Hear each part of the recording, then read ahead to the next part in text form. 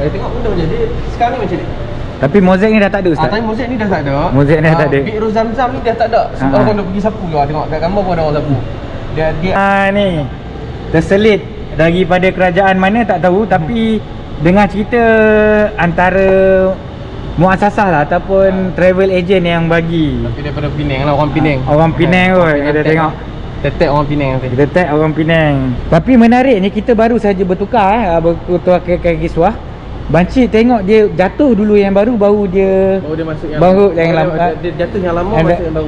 Dia dikiranya kita tak boleh tengok lah dinding Kaabah tu sendiri. Itu sebenarnya dia salah satu adab dengan Kaabah jugalah. Adab dengan Kaabah.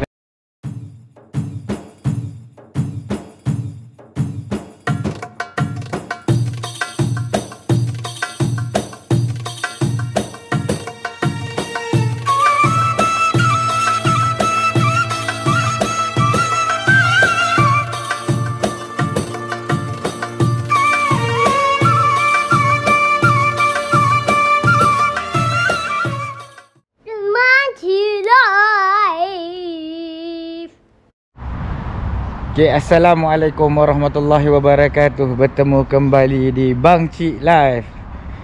Okay, hari ni Bang Cik nak bawa ke mana? Nampak tak tiang-tiang ni? Tiang-tiang. Ini semua tiang-tiang asal Masjidil Haram. Kalau kita tengok dekat sini, ada banyak tiang-tiang asal. 1, 2, 3, tak terkira sebenarnya.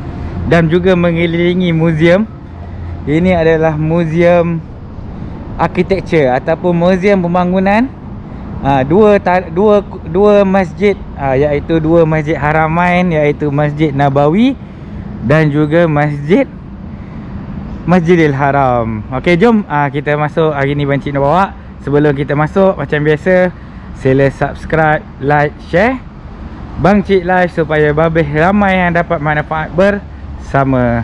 Okey, muzium ni sudah dibuka kepada orang ramai. Kita tahu musim umrah telah dibuka, tetapi kita harus menunjukkan tawakalna dahulu. Okey, jom. Ini entry dia. Kalau siapa-siapa yang dah pernah masuk, mesti merindui muzium ni. Dan untuk 2 tahun yang terakhir, iaitu 2018 dan 2019, ada kebanyakannya jemaah umrah tak dapat menghadiri dan bertukar muzium di Muzium Hudaybiyah. Okey, jom. Ini adalah lakaran projek Masjidil Haram.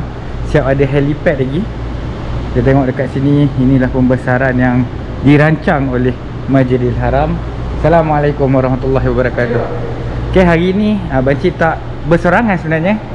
Bang Cik bersama-sama dengan Ustaz Anas Simfoni. Assalamualaikum.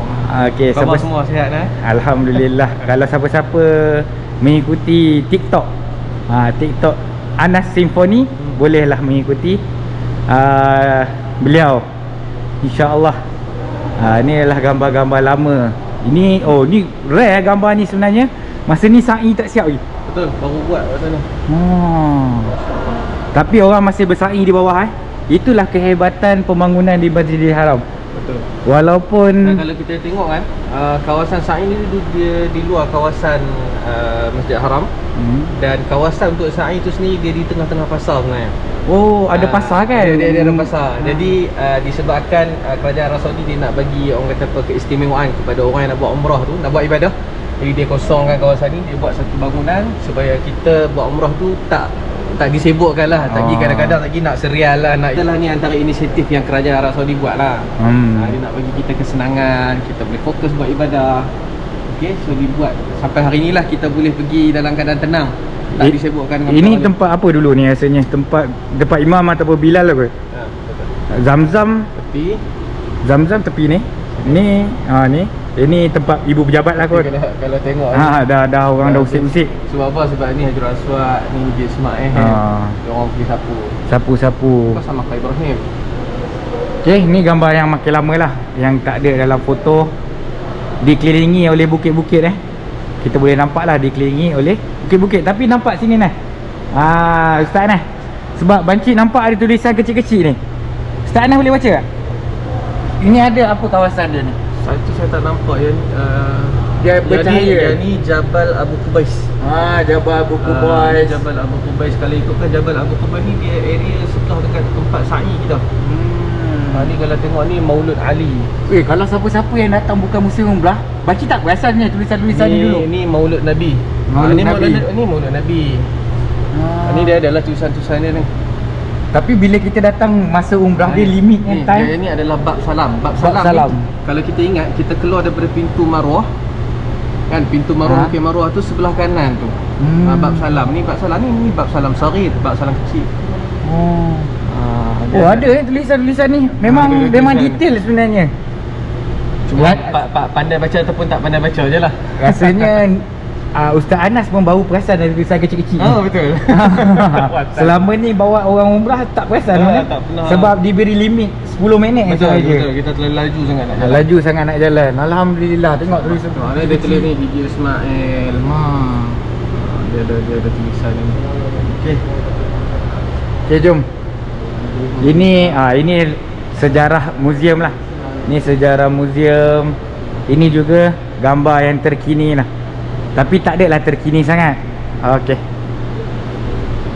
Jom kita sambung lagi.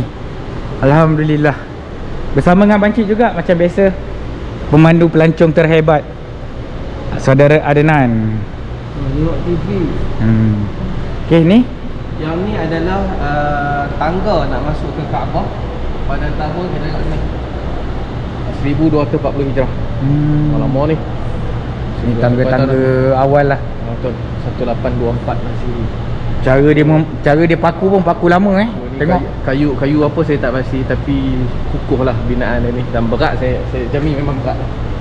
Berbanding dengan sekarang kita nampak macam ringan sikit kan. Dia punya roda pun old school ni. Wah, kita tengok roda dia old school. Kita tengok. Ni adalah proses pembangunan gambar-gambar. Dan ketika itu sebenarnya gambar amat jarang diambil Pada tahun dahulu memang jarang diambil gambar Masjidil Haram. Orang masih ramai. Hari ni kita tawaf pun tak ramai orang. Kosong. Ni kenangan. Ni pun dekat lagi. Ini hotel apa tu? Tak tahu. 3 utama macam bahasa Melayu kita je. Ini sebelah mana Ini sebelah, tak dapat pastikan.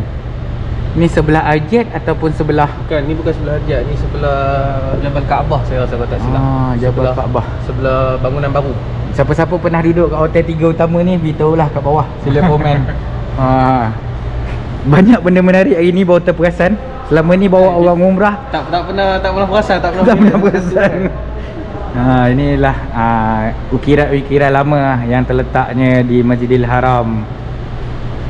Dan sebenarnya proses pembesaran Masjidil Haram ni daripada zaman Nabi Muhammad, daripada satu peringkat ke satu peringkat tu, dah pelbagai kerajaan dah pelbagai kerajaan.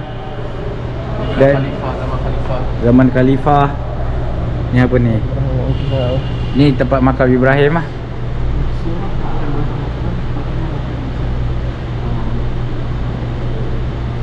Ni pun ada orang sapu Orang sapu. Inilah bid'ah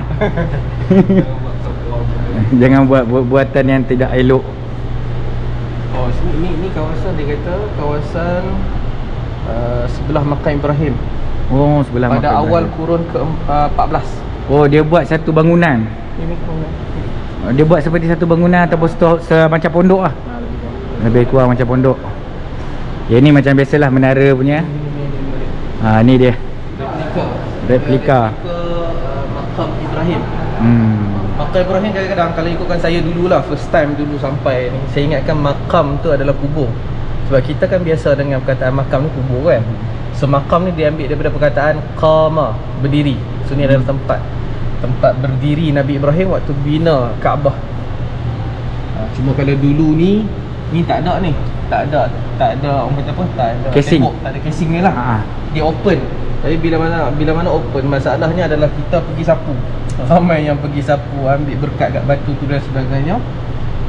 Sampaikan haus batu tu. So kerajaan buat satu casing lah, satu casing untuk melindungi. Kita tak nampak lah.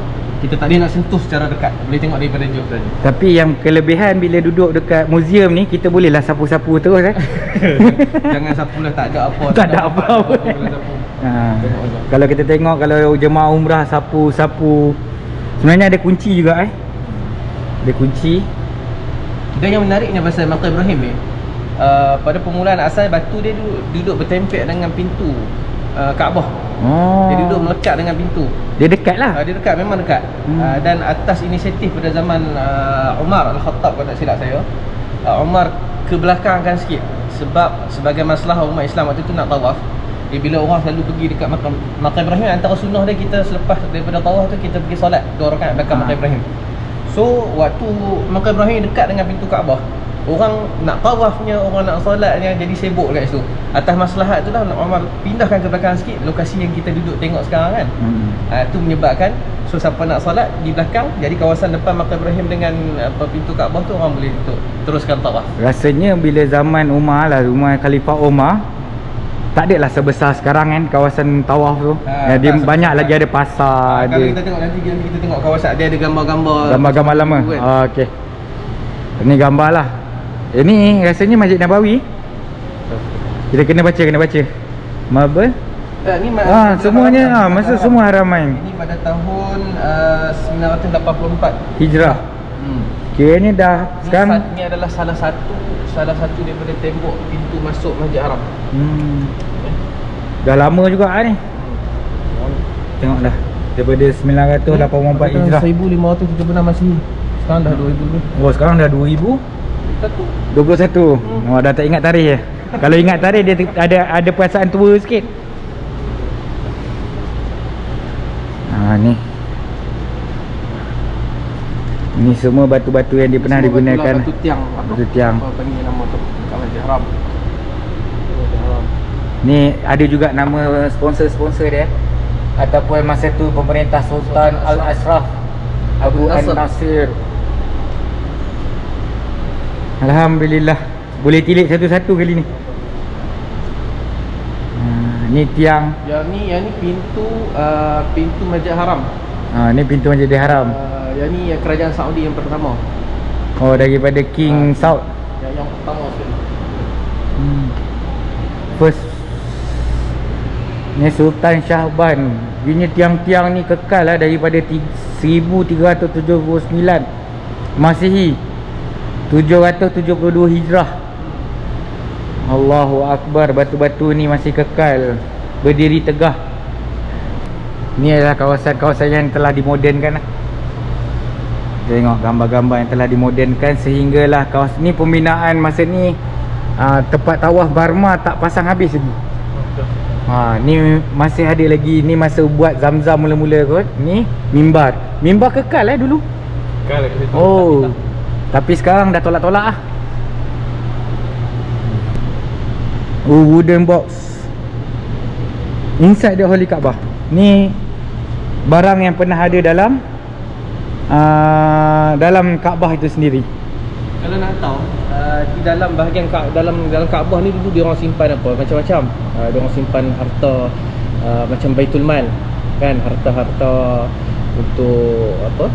Dan juga hadiah-hadiah daripada kesultanan lain, hadiah kepada kota Mekah. Itu antara benda-benda yang disimpan lah.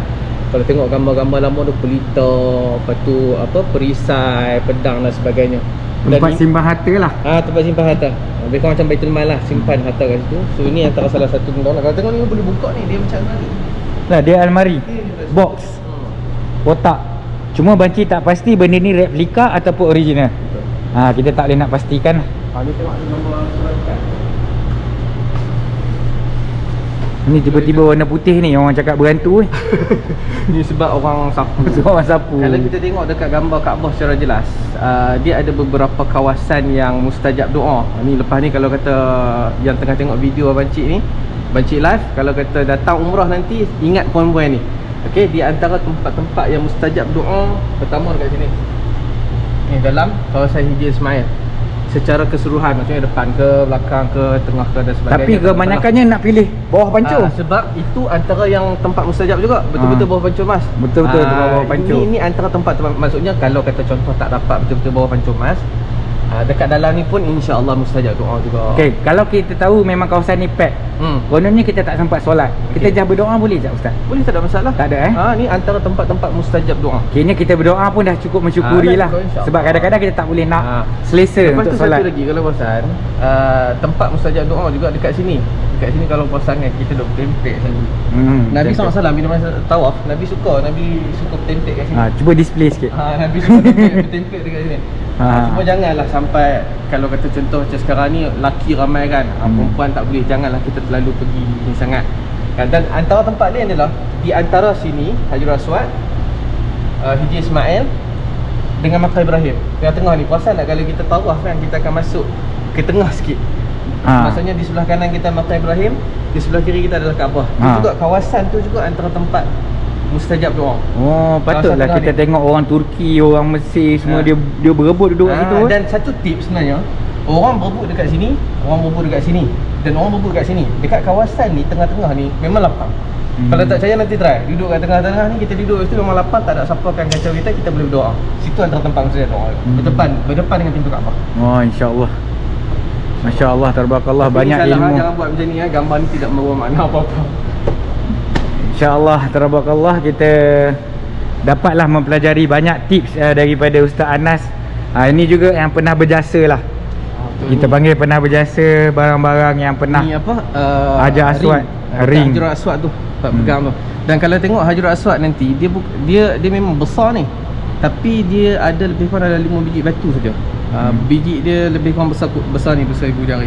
Besar kecil je lah. Kecil sikit lah, kecil macam ni. Jadi kalau kita tercium pun belum tentu kita cium Hajar Aswad. Jadi so kena tengok betul-betul lah. Kena tengok betul-betul. Jangan cium kat atas kat bawah, betul-betul batu Hajarul Aswad. Tapi kita berdoa lah kita dapat yang terbaik, insya-Allah. Ini pintu Kaabah punya kain kiswah. Tahun 1707. Kita dah 2000 apa ni? Kita dah 2021. Anda kalkulate lah sendiri. Kita orang tak bawa kalkulator. Ni antara pemegang kunci Kaabah. Ni tiang tiang. Ini juga tiang original. Jadi tiang dalam Kaabah. Dia tahun 65. Tahun 60 Hijrah. Tahun 685. Ini salah satu tiang dalam Kaabah. Tu kalau tengok dekat tu nampak gambar raja tu. Ada 3 tiang. Beginilah anggaran ataupun dalam Kaabah tu macam mana ditunjukkan.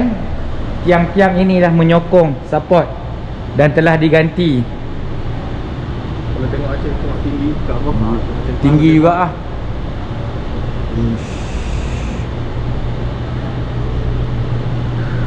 Ni adalah mesin membuat kiswah.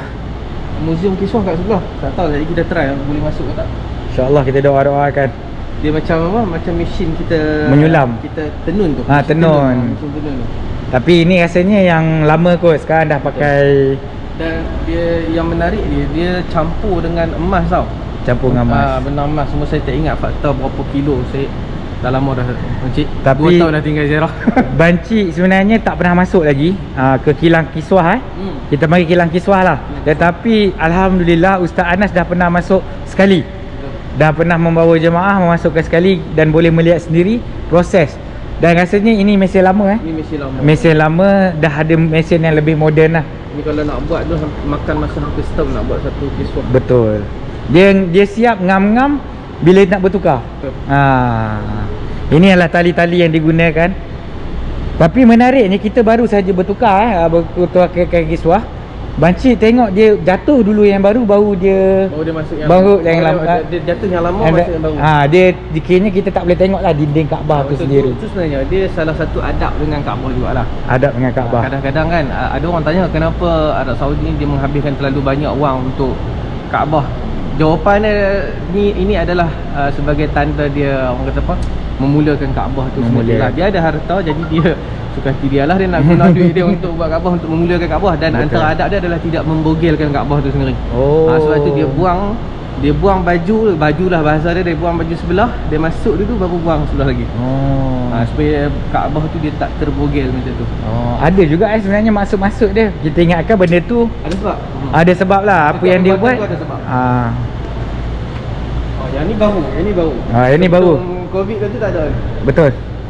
Sebelum Covid itu tak ada, adalah gambar-gambar ni. Tetapi ni baru kita akan tengok kat sini. Ni zaman dulu-dulu Ini adalah revolusi kepada kemudahan yang ada dalam Masjid Haram lah. Kalau kita tengok yang hujung sekali yang hijau tu, yang ni yang terkini lah. Motor terkini. Motor skuter kita panggil. Motor skuter. Yang ni untuk 2 seater, dia ada 1 seater. Bermula dengan tu. Hujung. Dengan mengangkat pakai 2 orang rasa ni. Tetapi apa sejarahnya yang lebih Ustaz Anas boleh detailkan, macam mana hukumnya kita ada orang mengangkat? Adakah zaman Nabi Muhammad dia dah berlaku benda tu semua? Menggunakan kenderaan atau macam mana? Dia yang paling yang tidak ada perbincangan lah. Maksudnya semua orang sepakat setuju. Kalau orang tu tak ada kemampuan untuk melakukan tawaf ataupun sa'i, maka dia janganlah paksa diri dia untuk berjalan juga. Walaupun kadang-kadang kita ni suka, aku nak rasa feel, yes betul, tapi janganlah sampai mudaratkan diri. Jadi kita dibolehkan untuk menggunakan kemudahan-kemudahan yang ada. Sebagai orang kata apa, memudahkan kita untuk ibadat. Tapi jika orang tu sihat, tidak ada masalah apa-apa, dia nak naik ni boleh ke tak boleh? Dari segi ibadah dia sah, tak ada masalah. Sebab Nabi SAW sendiri pernah tawaf dalam keadaan Nabi naik unta. Nabi pernah naik unta. Tapi bagi kita sendiri, terserah pada kita. Kalau kata kita nak berjalan, silakan berjalan. Kalau kata kita kadang-kadang ada orang penat, tak larat dan sebagainya, dia nak naik motor, dia nak gunakan kemudahan-kemudahan yang ada, maka tak jadi masalah bagi dia. Janji ada berduit. Jangan berhutang. Sebab amal ibadah ni kita kena ada duit lah, senang cerita. Sebab nak bayar orang dulu pun, yang kalau kita tengok yang asal pun 2 orang tu mahal juga bayar tu. Duit zaman tu lah. Mungkin. Ni kapet. Ni kapet yang ada dalam Masjidil Haram. So kalau kita tengok dekat sini, dia ada cerita lah ni. Yang ni daripada Almani, Lubnan. Yang tu daripada Saudi, yang hijau ni Saudi. Yang terbaru lah tu. Yang ni yang lama-lama punya. Yang depan tu. Yang belakang yang daripada Lubnan, jauh belakang sikit. Belakang sikit. Yang pernah digunakan kapet di Masjidil Haram. Masyaallah, ni pun bagus. Ni. Ni kita dia bincangkan pasal Telaga Zamzam. Panjang pula video kali ni ni baru, TV baru. Tapi nak boleh sampai ke Telaga Zamzam tu takut lama pula. Ni. Dia bincangkan pasal Telaga Zamzam yang lebih detail lah. Selama ni kita pernah tengok video orang pergi ambil, sebenarnya itu semua bohong. Dah tak ada dah. Semuanya orang pun rahsia bukan semua orang tahu jalan untuk ke Zamzam. Sebab banci tengok ada yang mengkongsikan telaga siap ambil air apa semua tu. Sebenarnya Telaga Zamzam, kalau kita tengok dekat kawasan Masjid Haram tu, senangnya jadi kita cari peta yang ada Masjid Haram, kita tunjuk dia tengok air asal. Tak, kita nak kini apa-apa yang viral tu semuanya sebenarnya bukan Telaga Zamzam. Sebab bukan semua orang dah boleh pergi. Sekarang dah Telaga Zamzam dah tutup seal dan sambung pipe bawa dan ni dia tunjuk lori yang pergi ke Madinah. Betul. Kini tak ada pipe Itu saja, itu juga satu fitnah. Daripada Mekah ke Madinah melalui ni. Lori ni. Lori tu nampak tu. Isi. Jadi dekat kawasan apa? Kudai. Dekat kawasan Kudai. Tak, kita just nak nak beritahu lah kat semua orang. Sebab ramai juga yang faham ada pipe. Terus ke Madinah? Ke Madinah. Tak ada. Ada yang cakap ada pipe pergi rumah King. Tak ada. tak ada Yang paling besar dekat Kudai lah. Ni kawasan Kudai. Ni kawasan Kudai.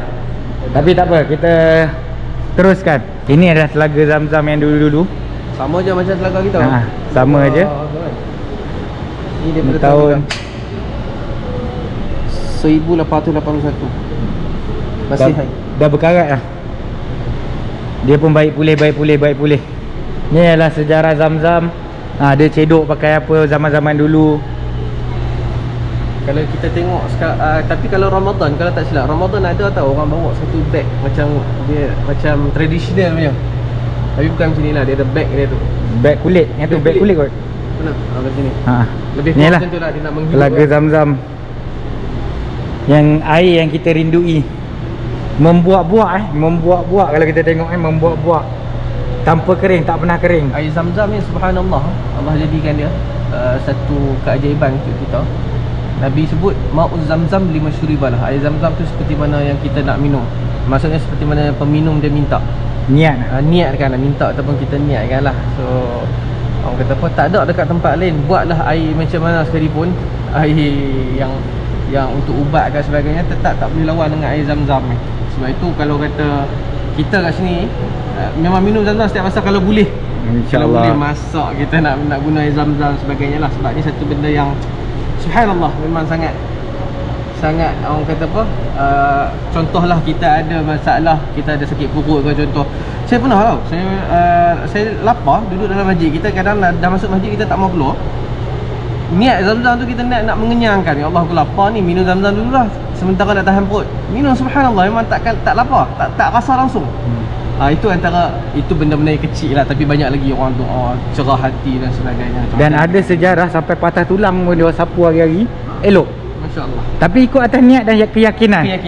Keyakinan. Ada orang riak.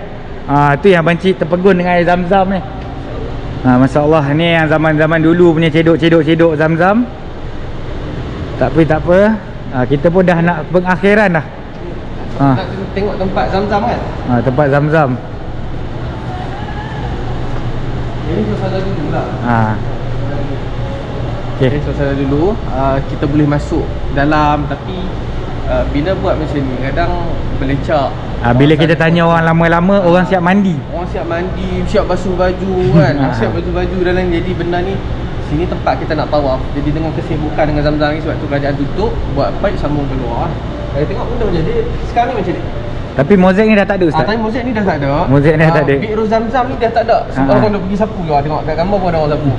Dia ada tanda sikit sahaja. Kalau kita nak tengok dia sebelah kanan sikit dengan Hajar Aswad. Kalau sekarang memang tak ada lah, tak nampak. Agak-agak je. Tapi agak-agak. Tak ada nas apa-apa pun. Tidak ada keperluan pun untuk kita mencari. Cukup kita pernah tengok. Tahu je. Dan tak sedar sebenarnya kita dah sampai habisnya muzium Bancik pun tak tahu kira-kira berapa minit. Setengah jam juga Ustaz. Nanti kita cut lah setengah jam juga. Dan ini adalah cenderan-cenderan hati yang diberikan kepada pihak muzium lah. Dan Bancik rasa ada yang Pulau Pinang. Yang mana Pulau Pinang? Ni ni kat belakang. Oh, dia dah letak belakang dah. Ni terselit daripada kerajaan mana tak tahu. Tapi dengar cerita antara muasasah lah ataupun travel agent yang bagi. Tapi daripada Penang lah, orang Penang. Orang Penang kot. Kita tengok. Kita tag orang Penang nanti. Kita tag orang Penang. Bayangkan dia simpan satu-satu ni. Okey, akhirnya kita dah sampai. Adnan, jom. Kita dah sampai keluar. Alhamdulillah, diberi kerjasama yang seeloknya daripada pihak muzium. Tidak melarang Bancik untuk mengambil gambar ataupun mengambil video. Alhamdulillah, kita pun tak ada signboard yang melarang muzium ini untuk dia ambil video.